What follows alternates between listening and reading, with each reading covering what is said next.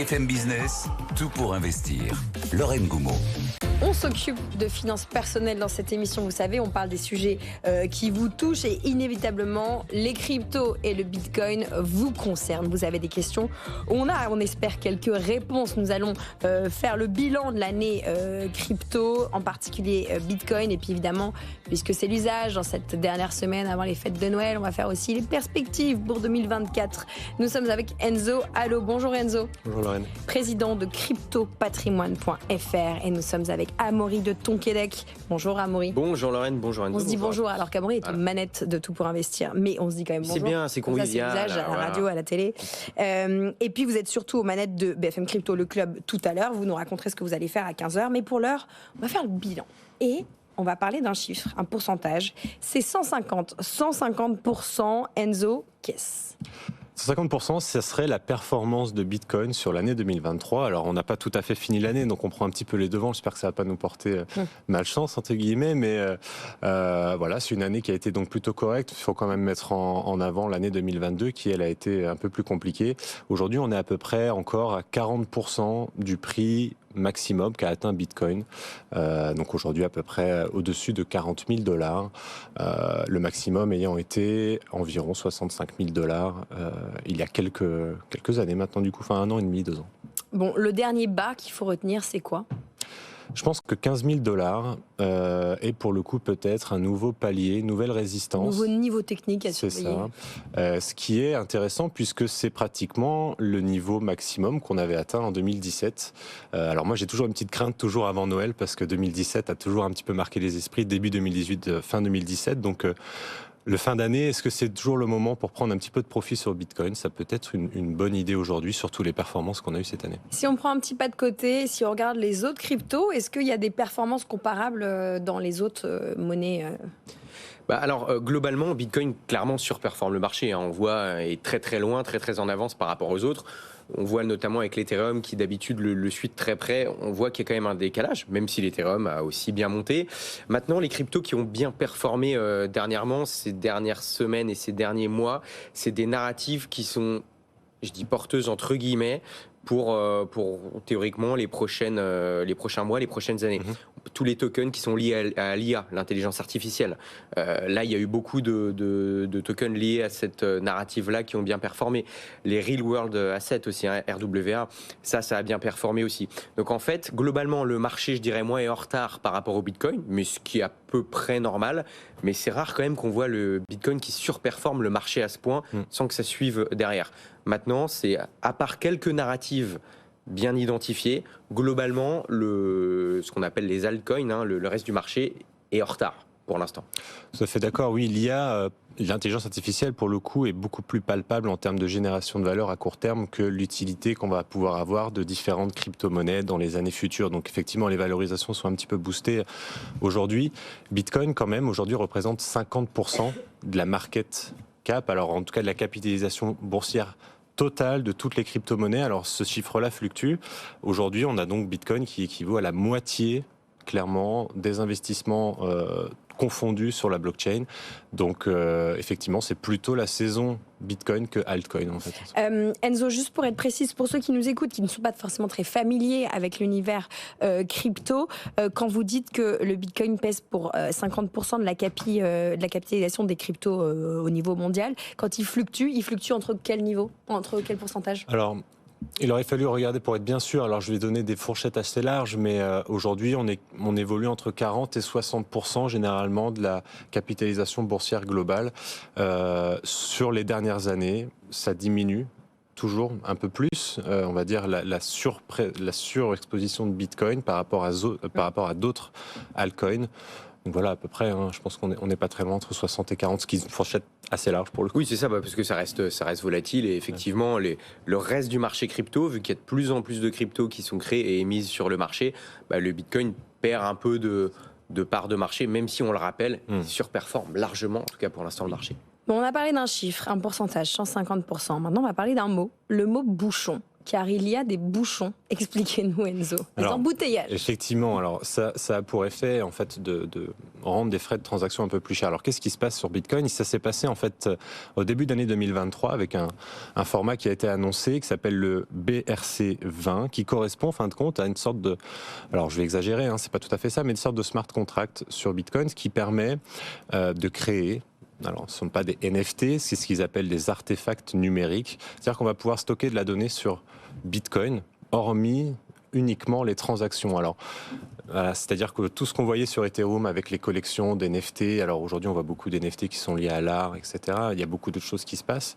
Mais en fait, Bitcoin, maintenant, aujourd'hui, permet de supporter dans son réseau différents types de données. Et plus on a d'utilisation sur ce genre de principe, en tout cas de protocole, plus on va engorger le réseau, malheureusement, et on a eu des pics de frais de transaction à 40 € la transaction, alors que normalement, on est généralement de l'ordre un petit peu du pouillem. On est maximum quelques euros, c'est le grand maximum. Généralement, ça coûte bien moins cher. On va toucher un mot de réglementation parce que c'est aussi un des mots-clés de cette année 2023. La Cour des comptes appelle à renforcer, vous savez, la réglementation autour des cryptoactifs, notamment ce qu'on appelle le système d'octroi des agréments qui autorise les acteurs du marché à se lancer en France. Qu'est-ce qu'on peut retenir pour les investisseurs français et françaises ? Effectivement, durcissement, alors moi je peux le confirmer parce qu'on est en plein dedans justement avec notre structure, c'est laisser en fait la résultante des différents cracks et différents problématiques qu'on a eu, alors que ce soit FTX ou plus récemment Binance, mais sur on va dire un autre sujet. Ce durcissement de la réglementation, moi je le vois d'une très bonne manière puisque c'est ce qui va permettre aux institutionnels de pouvoir eux profiter un petit peu plus de ce secteur et donc emmener de nouvelles liquidités vers cet écosystème. Donc aujourd'hui, c'est peut-être un ralentissement et une complexité pour les petites structures puisque le gros de ces nouveaux dossiers sont liés surtout à la lutte anti-blanchiment d'argent et financement du terrorisme et la cybersécurité avec la loi DADU qui rentre en application d'ailleurs au 1er janvier 2024.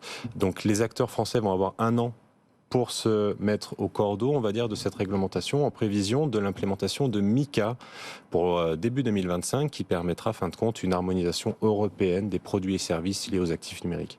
Bon, le dernier point qui concerne cette année 2023, c'est l'année des institutionnels qui ont globalement tous accéléré sur ce secteur crypto et Bitcoin en particulier. Et oui, alors est-ce que c'est uniquement par rapport aux performances? Je ne l'espère pas, puisqu'on a bien vu que sur Bitcoin, il ne fallait pas aller trop vite sur tout ça. Je pense que c'est une demande des clients, tout simplement. Aujourd'hui, les banques et les institutionnels ont vu qu'un client qui souhaite investir, dans tous les cas, s'il n'est pas accompagné, il le fera tout seul. Et c'est là, généralement, qu'il y a un petit peu de casse, que les clients subissent des arnaques. Donc, il y a d'abord, je pense, des parts de marché à récupérer sur ce nouveau secteur. Donc, ils se mettent en ordre de bataille pour essayer de les récupérer. Et puis, en même temps, ça permet d'élargir leur gamme de produits et services, parler à la next generation, donc aux enfants de leurs clients potentiellement. Donc beaucoup d'intérêt pour les institutionnels à se lancer un petit peu ce secteur. Ils avaient besoin d'un peu plus de cadre. Aujourd'hui, ce sont les Américains, bien sûr, qui un petit peu emmènent le sujet, avec BlackRock notamment, et probablement la sortie, on l'espère en tout cas début 2024, d'un ETF sur Bitcoin. On va y revenir. Voilà, ce qui pourrait être tout à fait intéressant. Bon, justement, vous commencez à parler de cet ETF, ce possible ETF. On va faire l'exercice de se projeter pour 2024. Regarder un peu ce qui pourrait driver le marché à la hausse ou à la baisse. Démarrons, si vous voulez bien, sur cet ETF. Alors, Amaury, donnez-nous un peu de contexte, parce qu'on en parle quasiment tous les jours de cet ETF. Ce fameux ETF Bitcoin Spot, voilà, donc il existe déjà des ETF, mais c'est des ETF futurs, donc ça veut dire qu'on n'est pas indexé directement sur le prix du Bitcoin, on ne doit pas posséder directement du Bitcoin en propre, en physique, entre guillemets, pour le mettre en ligne, pour le proposer. Là, l'idée, ce serait un peu une petite révolution, c'est que notamment BlackRock, donc un plus gros gestionnaire d'actifs de la planète, plus de 9 000 milliards de dollars sous gestion, donc ça fait quand même beaucoup d'argent, pourrait proposer un ETF Bitcoin Spot donc en 2024. Et sachant que si celui de BlackRock est accepté, a priori, beaucoup d'autres suivront derrière. On devrait avoir une première réponse entre le 5 et le 10 janvier, du coup 2024. Donc on verra si oui ou non c'est accepté. Alors ce ne sera pas forcément oui ou non, ça peut être repoussé. La décision pourra être repoussée, on verra ça. J'espère que ça tombera le lundi 8, puisqu'on reprendra le lundi 8. Donc ce serait pas mal. Hein, que s'ils pouvaient attendre lundi pour en parler, ce serait génial. Mais voilà. Ce qu'on peut dire, c'est que BlackRock sera avec nous cette semaine-là. Ah, bon voilà. Est-ce qu'on aura des choses aux premières, Lorraine? Je ne sais pas. On va leur poser la question. Mais voilà, en tout cas, c'est sûr que ça pourrait clairement être un game changer pour plusieurs raisons. Déjà, les liquidités pourraient être massives. Hein, de nouvelles liquidités pourraient arriver sur ce marché parce que des personnes qui ne s'exposent pas aujourd'hui à ce marché pourraient le faire, notamment via l'assurance vie, etc. Et en plus, ça ferait une sorte de labellisation du Bitcoin. Hein, encore il y a quelques temps, Larry Fink, le patron de BlackRock, n'était pas très positif sur le Bitcoin. Et maintenant, il se met à trouver ça bien, que c'est sympa, que c'est positif, que c'est un actif qui pourrait être intéressant. Bon, est-ce qu'il le pense réellement ou alors est-ce que il parle de ça en vue du potentiel ETF que va proposer sa société? On ne sait pas, on n'est pas dans sa tête. Mais en tout cas, il y a des choses qui bougent. Et effectivement, un ETF Bitcoin Spot qui serait accepté serait un gros pas pour tout ce marché crypto. Et sachant que d'autres sociétés le proposeront. Et en plus, si c'est accepté sur le Bitcoin, on peut espérer, entre guillemets, que d'autres ETF naîtront pour d'autres crypto-monnaies. Absolument, peut-être un déclencheur. On rappelle que le truc à retenir d'important dans cet ETF, c'est que BlackRock et les autres institutions devraient en posséder physiquement. C'est ça qui pourrait avoir un impact, hein, si je résume un peu simplement, messieurs, excusez-moi. Il y a d'autres sociétés qui pourraient faire la même chose. Est-ce qu'on peut en citer? Parce qu'on parle tout le temps de BlackRock. Bien sûr, Fidelity, typiquement, Invesco, Franklin Templeton, qui est pour moi un grand nom, puisqu'ils ont cette stratégie d'être performants sur les marchés émergents depuis des dizaines d'années, avec son gérant phare Mark Mobius, c'était la stratégie originelle de cette société. Et aujourd'hui, quand on voit qu'ils souhaitent intégrer Bitcoin, on sait que c'est une société qui propose une vision. On y adhère ou pas. C'est plutôt intéressant que ces sociétés-là souhaitent y aller. Bon, ça, c'était une perspective qu'on peut qualifier de positive pour 2024. Il y a d'autres perspectives. Il y a ce fameux halving dont Amaury vous parlez régulièrement. Rappelez-nous ce que c'est que ce halving, quand est-ce qu'il aurait lieu et en quoi ça nous concerne?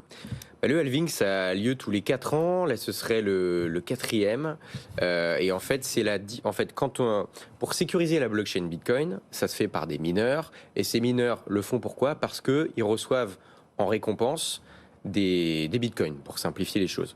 Et tous les 4 ans, le nombre de récompenses que reçoivent ces mineurs à chaque bloc sécurisé est divisé par 2. Ce qui va augmenter la rareté du Bitcoin sur le marché. Et là, ça va se passer en avril 2024, autour du 20, si je ne dis pas de bêtises, mais on verra, on affinera, en tout cas, ce sera avril 2024. Et à chaque fois, ce qui s'est passé, c'est que le cours du Bitcoin s'est apprécié dans les semaines qui ont suivi. Est-ce que ça se passera aussi cette fois-ci? On ne sait pas. Il y a quand même de fortes chances que si, mais en tout cas, toutes les dernières fois, ça s'est passé. Et c'est pour ça qu'on va regarder cet événement-là de près. À chaque halving, il y a eu un cycle haussier qui a suivi derrière. Il y a une autre catégorie de perspectives positives. Alors attention, on utilise ce mot de manière, avec précaution, vous allez voir, positive mais non souhaitable, parce qu'il y a des événements négatifs, des événements malheureux qui poussent le Bitcoin à la hausse. Et on pense notamment au conflit armé en Ukraine et évidemment ce qui se passe au Moyen-Orient. Enzo, expliquez-nous. Effectivement, pour ces pays malheureusement touchés par la guerre, pour les habitants, en fin de compte, Bitcoin peut être un moyen de sortir du réseau local de leur monnaie traditionnelle pour pouvoir peut-être sauvegarder une partie de leurs avoirs, pour pouvoir avoir des actifs qui soient transfrontaliers avec toutes les problématiques de cross-border, pour le coup, pour pouvoir sortir des actifs de ces États, que ce soit des monnaies ou tout autre actif. Donc c'est malheureux, mais c'est effectivement pour les populations locales une possible alternative, un coussin de sécurité potentiellement à la dévaluation de leur monnaie locale. Alors bien sûr, effectivement, on ne le souhaite pas. C'est là qu'on voit tout l'intérêt d'avoir un réseau décentralisé qui ne soit pas tenu par un État ou par une banque centrale sur laquelle les hommes n'ont pas la main mise. Donc effectivement, ça peut être, alors on n'espère pas d'autres conflits armés, bien entendu, on préfère avoir d'autres éléments qui soient positifs pour Bitcoin, mais c'est, je pense, un élément qui favorise la croissance de Bitcoin. Bon, attention, parce que le dernier conflit en date, si je puis dire, c'est évidemment celui qui oppose le Hamas et Israël. Le shekel n'est pas en train de dégringoler de manière complètement affolante. Mais c'est intéressant là-dessus, parce que justement, ce conflit au Proche-Orient, qui existait déjà, mais qui s'est intensifié avec les événements malheureux du 7 octobre, on a vu que les deux actifs qui ont le plus performé, tandis que tous les autres baissaient, c'était l'or et le bitcoin. Avec une corrélation que vous avez voilà. Et en fait, déjà. L'or et le bitcoin ont bien progressé à ce moment-là, plus que les autres classes d'actifs et les autres indices qui, eux, ont baissé à l'inverse. Et le bitcoin a même surperformé l'or. Alors encore une fois, il faudra plus de recul pour voir si c'est réellement lié à ça. Mais en tout cas, le bitcoin, en tout cas les cryptoactifs sont en train de devenir petit à petit une classe d'actifs à part entière. Bon, des prévisions positives pour certains, négatives pour d'autres. On en a déjà un petit peu parlé tout à l'heure. Ce sont les changements de réglementation qui pourront prendre effet dès le début d'année prochaine. Vous nous avez parlé de la loi DADU. On a plein d'acronymes sympathiques en prévision de l'évolution de MiCA, évidemment. Alors, ça veut dire 3 choses. D'abord, vous nous dites, Enzo, la mise en place d'un dispositif de sécurité et de contrôle interne. Ça, c'est plutôt réjouissant. Et bien sûr, bien effectivement. Alors, c'est lié surtout sur les aspects, comme je le disais, de lutte anti-blanchiment d'argent et de cybersécurité. Le but, c'est de pouvoir démontrer qu'on a étudié les vulnérabilités, qu'on est capable de les détecter, qu'on est capable de réagir, d'y répondre, etc., etc. Donc, il y a tout un tas de processus à mettre en place. Il y a aussi l'intégration un peu plus de protection du consommateur, qui jusqu'à aujourd'hui, dans le statut de prestataire de services sur actifs numériques, n'était pas vraiment mise en place. Donc, ça, c'est lié justement au fait que l'information doit être claire, non trompeuse, etc., etc., puisque parfois, on voit généralement beaucoup de communicants sur cet actif qui un petit peu survendent l'actif, Bitcoin, etc., etc. Donc, voilà, un peu plus de professionnalisation, on va dire, de l'écosystème. Bon, vous avez dit, voilà, plus de sécurité, du contrôle interne, une meilleure information. Et puis, il y a aussi cette logique de système informatique plus sécurisé. En fin de semaine dernière, on commentait l'attaque sur Ledger, la cyberattaque sur Ledger. Il faut quand même créer de la confiance dans tout ça. Oui. Là où ça va être un petit peu plus problématique, ce sont pour les petites structures qui ne possèdent pas les capacités d'avoir un RSSI, typiquement donc un responsable des systèmes d'information et un responsable on va dire soit des contrôles internes ou de la conformité en termes généraux. Donc ça va être une barrière à l'entrée pour les entre guillemets petits porteurs de projets. Ça sera une facilitation pour les institutionnels qui, eux, connaissent déjà tous ces principes avec MiFID et les différentes réglementations bancaires à laquelle ils répondent. Donc, ça va prendre un petit peu de temps pour se conformer au niveau des PSAN français, je pense. Au moins 1 an, en tout cas, c'est la date limite qu'on a tous pour se conformer et obtenir cet enregistrement qui, aujourd'hui, maintenant, va être... Donc, selon 2 enregistrements différents, un simple, un renforcé et un agrément. L'agrément, aujourd'hui, qu'on le rappelle, est détenu par une seule société, qui est Société Générale Forge. Enzo Amaury, pour finir, il y a des perspectives négatives qui risquent d'impacter ou qui pourraient impacter le Bitcoin. D'abord, le fait qu'il y a des produits dont les rendements sont de plus en plus intéressants. Et oui, la remontée des taux fait qu'aujourd'hui, quand on est conseiller d'investissement ou investisseur, on va toujours se positionner sur un couple rendement-risque. Et donc, le fait que les taux augmentent fait que l'obligataire augmente également, que ce soit sur la yield ou l'investment grade. Et donc, aujourd'hui, est-ce que je vais vraiment utiliser des protocoles informatiques, donc de la DeFi, de la finance décentralisée, pour gagner 5-6% en plus sur des performances qu'on a vues de 150%, en rajoutant des couches de risque énormes, parce que ces protocoles-là ne sont pas audités, sont généralement créés par des gens dont on n'a pas l'identité, etc.